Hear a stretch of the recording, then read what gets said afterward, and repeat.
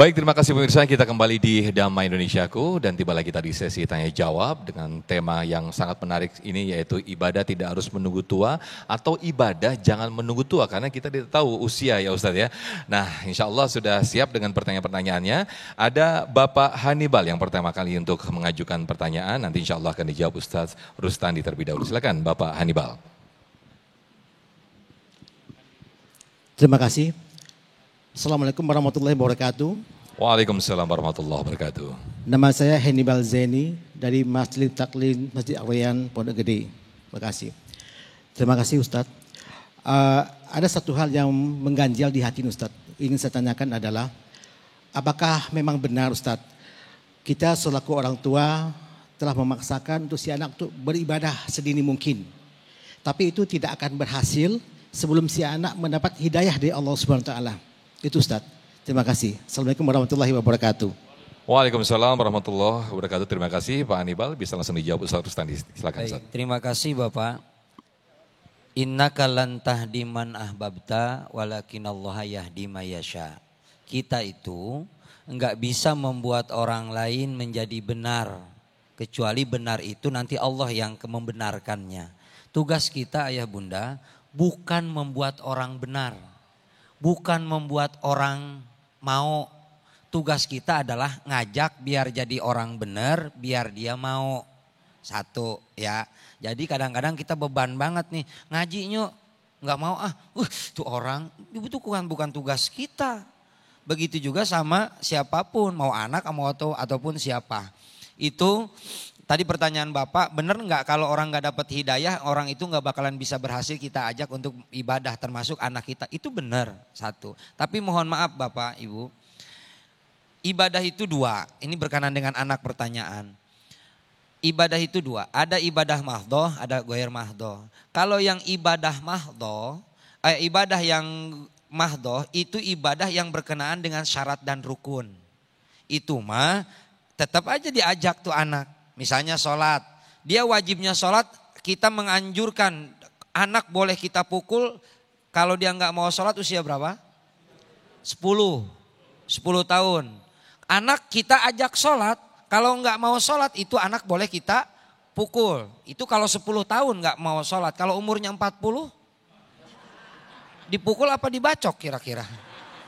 Ya, itu berkenaan dengan syarat dan rukun, tetap kita ajak. Satu ya. Yang kedua, ibadah goyer mahdoh, yang ibadah yang tidak langsung. Tetap kita ajarkan akhlak, etika, cara makan, itu kan ibadah juga. Begitu kan ya. Nah yang terpenting adalah buat kita zaman sekarang Bapak Ibu, lisanul hal afsohu min lisanil makol. Dakwah dengan perbuatan lebih efektif daripada dakwah dengan omongan. Apalagi sama anak, ngelawan. Jangankan anak jamaah, anak ustadz kadang-kadang ngelawan ustadz ya.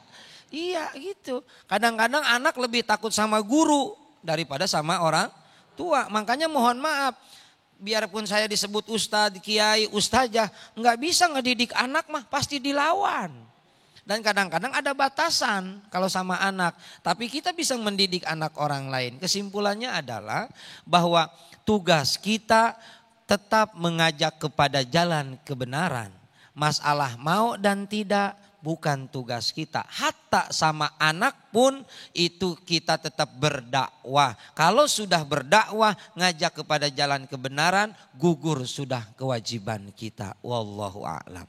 Baik, terima kasih Ustaz Rustandi. Mungkin bisa ditambahkan Ki Haji Abdul Syukur berkaitan dengan perintah atau mengajak beribadah kepada sahabat atau rekan-rekan kita. Kalau misalnya anak-anak mungkin bisa kita tegur dengan mungkin umur 10 tahun kita pukul. Namun ketika ada kerabat kita atau saudara terdekat kita mungkin sudah sepuh atau orang tua kita sudah usia begitu ya, dengan menunda-nunda ibadah, mungkin ada teguran khusus atau mengajak terlebih khusus begitu untuk kepada saudara-saudara kita yang mungkin sudah sepuh. Silakan Kiai. Mengajak itu ibadah juga. Masya Allah. Jadi niatkan bahwa itu adalah ibadah. Tugas kita mengajak, mengingatkan, mentarbiyah, adapun hasil haknya Allah Subhanahu wa taala. Ini saya kasih cerita saja ya. Di tetangga kami ada seorang pemabok. 50 tahun dia minumnya minuman keras. Kalau pagi kita minum kopi, sore minum kopi, dia minumnya minuman keras. Ya. Dulu kami bersama almarhum Kiai Arifin Ilham, selesai sholat subuh di masjid biasa cari nasi uduk. Kita lewat di depan rumahnya, kemudian rupanya walaupun pemabok dia rajin nyapu juga. Rambutnya gondrong, kita mau panggil mbak, nggak taunya mukanya berkumis. Dia nyapu, dia bilang, "Om, ayo deh kita cari nasi uduk yuk." Enggak deh, aku lagi nyapu, titip aja. Sambil kita bilang, "Om, kan ada zikir, kan ada sholat jamaah, ayo dong ikut ke masjid, titip aja ya, salam aja." Begitu. Baik, kita jalan cari nasi uduk. Nasi uduknya udah habis, tinggal lontong sayur. Beli lontong sayur, kita pulang, kemudian Kiai Arifin tunggu di mobil, saya turun ke bawah, turun antarkan, "Om, ada titipan dari Ustaz." Allahu Akbar. Bulan depan dia datang ke masjid. Bulan depan dia ikut zikir. Bulan depan dia kemudian ikut sholat berjamaah di masjid. Siapa yang punya hati? Allah. Allahumma ya muqallibal qulub. Jadi jangan ngambek, jangan baperan dalam berdakwah mengajak kebaikan. Kalau tugas kita mengajak, mengajaklah. Sampaikan yang baik bil mau'izatil hasanah dengan cara-cara, metode-metode kan banyak sekarang. Kalau cuma diomongin nggak mempan, kasih hadiah dia. Kasih hadiah nggak mempan juga, pokoknya pakai cara-cara apa yang memungkinkan supaya hatinya tertarik. Metode itu juga penting, jangan ngambekan. Dan yang berikutnya, kita punya senjata doa. Doa kepada Allah supaya Allah ubah hatinya. Lalu kalau sudah begitu, tawakal kepada Allah Subhanahu wa ta'ala. Akhirnya berubah, Masya Allah, tadinya pemabok dia tinggalkan minuman keras. Tadinya dia tidak sholat, dia mulai belajar sholat. Dia tulis pakai huruf Latin di tembok rumahnya. Dia belajar sholat. Sampai sekarang, alhamdulillah dia istiqomah dalam melaksanakan perintah Allah Ta'ala. Mudah-mudahan ini pelajaran buat kita. Jangan ngambekan.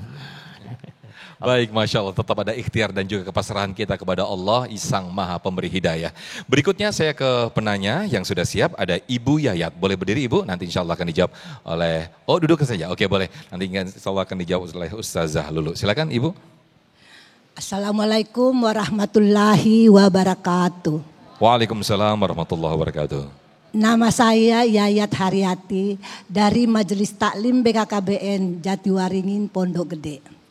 Pak Ustadz, maaf saya bertanya, apakah kiat jitu untuk remaja yang saat ini lebih mengantungkan segala sesuatu lewat HP agar waktu beribadah seimbang dengan kegiatannya di dunia maya? Terima kasih. Wassalamualaikum warahmatullahi wabarakatuh. Waalaikumsalam warahmatullahi wabarakatuh. Terima kasih, pertanyaan yang sangat menarik sekali oleh Ibu Yayat. Yang insya Allah nanti dijawab di segmen berikut Ustazah Lulu. Tetaplah bersama kami di Damai Indonesiaku.